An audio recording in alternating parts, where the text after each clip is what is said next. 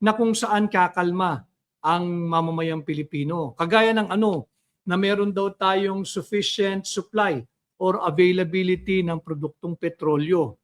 Ang problema hindi naman sila nagsasabi ng totoo. Mabuti pang naging maingat sila sa ganyang mga pahayag dahil pag yan po, kung ilang araw man ang natitira sa inventaryo ng mga oil companies na may-ari pa silang makapagbenta ng produktong petrolyo at gasolina, magkakaroon na naman tayo ng pagpipila o rationing ng kung ano mang natitira sa inventaryo. Mahirap po kasi yung gagarantiya mo that we have enough or sufficient fuel supply. Dahil ang problema po, tama yung sinasabi nila, hindi daw po problema ang production ng langis at supply. Tama, ang problema mo, saan ka kukuha ng supply? Dahil hanggang ngayon, sarado po yung Strait of Hormuz. At alam naman din ninyo yan, nanonood kayo ng international news, nagbabasa kayo ng mga international na pahayagan with emphasis on international dahil yung mainstream media natin, wala na po tayong aasahan dyan. At alam naman natin, nagbabanta din yung Houthis ng Yemen na isasara nila yung Bab el Mandeb Strait. Ano po yun? Yung po yun sa kabilang side naman ng Strait of Hormuz. Kung sa Strait of Hormuz, 20% po ng supply ng langis, pati yung liquefied natural gas ay diyan dumadaan. Sa kabilang side naman, 15% po of global maritime traffic doon dumadaan. Pag yan naisara din, whether in full or partially, lalo pong matitindi ang ang problema natin sa supply.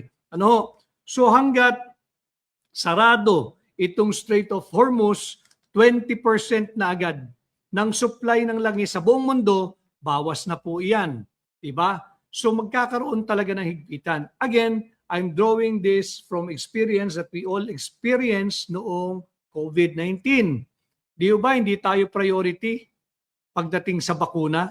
Inuna muna yung mayayamang bansa bago dumating yung mga bakuna sa third world or developing countries kagaya ng Pilipinas. So ganoon din po rito. Bago tayo makakuha ng supply, uunahin muna yung malalaking bansa. Yung mga mas malalaki yung industriya. So importante na bago tayo magpunta dito sa mahabang break, dahil ngayon po magkikita-kita po tayo next week na dahil bukas Thursday, Friday wala po muna tayong live. Gagabayan ko lang kayo sa mga talagang importante usaping panlipunan na dapat po ninyong sana ay dalin po ninyo saan man po kayo pupunta. Kung kayo'y mamamasyal, kung kayo'y magbabakasyon, kung kayo'y uwi sa probinsya, magre-reunion, ito po yung gawin ninyong topic. Pag-usapan natin, hindi po pwedeng iwasan dahil nandito na po ang problemang ito. Yung sinasabing makikipag-usap o nakikipag-usap ang bansa natin, bansang Pilipinas sa bansang Iran para daw po padaanin yung mga Philippine-bound ship na dadaan dyan sa Strait of Hormuz, yun po ay propaganda pa lamang. Ito po yung tinatawag nating another political propaganda na holding talks. Maaring nag-uusap-usap. Kaya lang, lagay po natin sa tamang konteksto. I do not want to be the killjoy or yung pong sisira sa mga napaniwala agad-agad na nakikipag-usap tayo sa Iran. You must remember, yung mga bansang, yung UAE, yung Kuwait, yung Dubai, yung Qatar, yung Bahrain, yung Kingdom of Saudi Arabia, they were never attacking Iran during the start of this US-Israel-led war on Iran. Hindi sila sumusugod, wala silang opensa.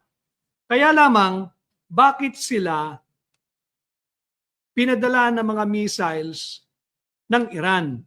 Kasi they are playing host to US military bases. Huwag nating kakalimutan na tayo dito sa Pilipinas ay mayroong siyam, at least yung alam natin, yung published, yung publicized, merong siyam na EDCA bases dito sa Pilipinas.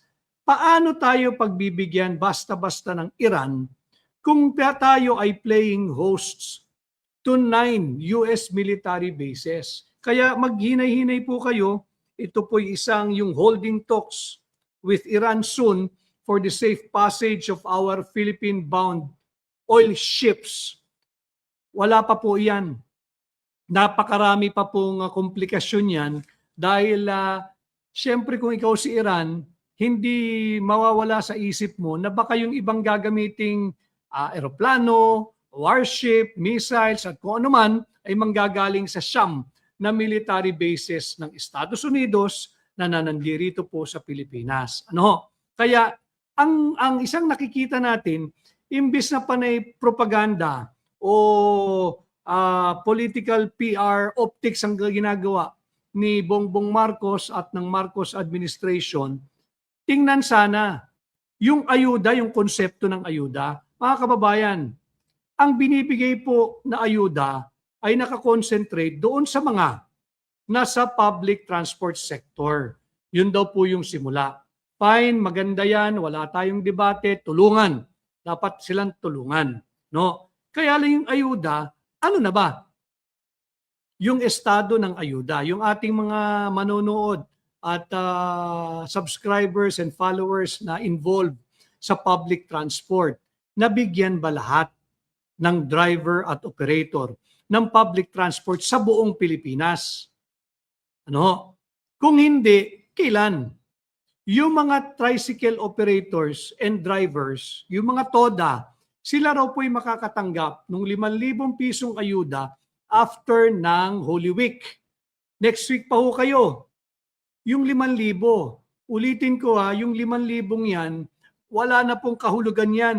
Kukunin nila yan, marapat lamang. Pero pambabayad na lang nila yan ng mga nautang nila.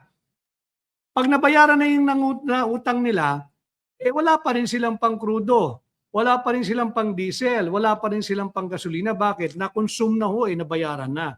Yun po yung sa public transport sector. Tanong, paano yung mga wala sa public transport sector? Paano yung mga ordinaryong manggagawa? Ano ho? Paano yung kagaya ninyo, kagaya ko, kagaya ng higit na maraming Pilipino? Anong ayuda o anong tulong ang ibibigay o ibinigay na ng gobyerno?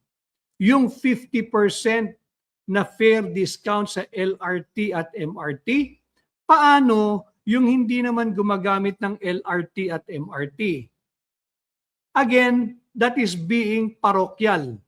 Kung LRT at MRT lang ang pinag-uusapan natin. Wala namang LRT at MRT sa Mindanao. Wala namang LRT at MRT sa Visayas. Wala namang LRT at MRT sa BARM. And yet, nakakaramdam sila ng hirap dulot ng sunod-sunod at hindi na makontrol na pagtaas ng produktong petrolyo na ang kasunod na po niyan, pagtaas ng presyo ng bigas, ng pangunahing bilihin, ng kuryente, ng lahat. So yun po yung tanong natin. May ayuda nga sa public transport sector. Nakakonsentrate initially sa Metro Manila. But again, that is too narrow a view, that is too narrow a perspective, that is too parochial. Paano yung outside of Metro Manila? Metro Manila lang ba nagtataas ang presyo ng produktong petrolyo? Paano yung hindi sumasakay ng MRT at LRT dahil wala naman tren sa Mindanao?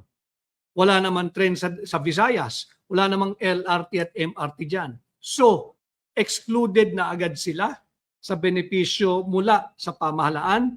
Kaya ho dapat, yung aking nakikitang isa, tax-free na sahod sa lahat ng manggagawa para patas, para lahat makaramdam ng kaunting luwag